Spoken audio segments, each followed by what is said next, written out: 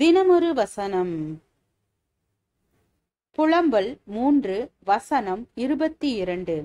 நாம் நிர்மூலமாகாதிருக்கிறது கர்த்தருடைய கிருபையே, அவருடைய இரக்கங்களுக்கு முடிவில்லை.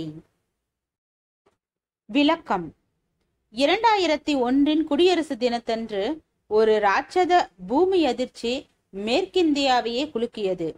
சில நொடிகளுக்குள்ளாகவே பல மாடி கட்டிடங்கள் இடிந்து விழுந்தன. இடிபாடுகளுக்கு இடையே மக்கள் புதைந்து போயினர்.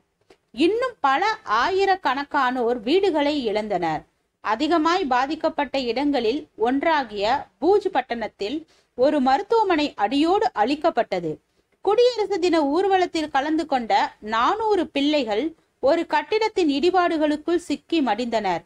அஞ்சார் மற்றும் குச் மாவட்டங்களில் தங்கள் உற்றார் உறவினர்களை தேடிக்கொண்டிருந்தவர்களுடைய சிறு பிள்ளைகள் மற்றும் பெற்றோரின் அழுகுரல் சத்தம் நெஞ்சை உருக்குவதாக இருந்தது. தன் அலுவலகம் இடிந்து விழுந்த போது டானிட்டா என்ற ஒரு கிறிஸ்தவ இளம்பெண் அலுவலகத்தில் இல்லாததால் பிழைத்து கொண்டாள். தான் மட்டுமன்று அலுவலகத்தில் இருந்திருந்தால் தனக்கு என்ன நேர்ந்திருக்குமோ என்று நினைத்த அவள் கூறுகிறாள், நான் இன்று இங்கே இருப்பது அவருடைய சுத்த கிருபையால். கிறிஸ்துவுக்கு முன் 586ஆம் ஆண்டு எருசலேம் அழிக்கப்பட்ட போது எரேமியா தீர்க்கதரிசி எழுதினார், நாம் நிர்மூலமாகாதிருக்கிறது கர்த்தருடைய கிருபையே, அவருடைய இரக்கங்களுக்கு முடிவில்லை.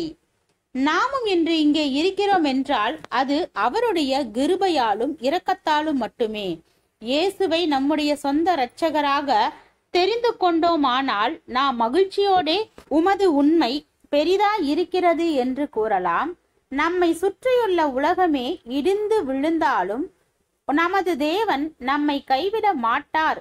எந்த நேரத்திலும் எப்படிப்பட்ட சூழ்நிலையையும் நாம் தைரியத்துடன் சந்திக்கலாம். ஜெபம். தேவனுக்கு ஸ்தோத்திரம். தேவனே, நீர் எங்களுடைய வாழ்க்கையில் ஏற்படும் பல இக்கட்டான சூழ்நிலையின் மத்தியிலும் எங்களை கண்ணின் மணியைப் போல பாதுகாக்கும் என் தேவாதி தேவனுக்கு நன்றி. ஆமென்.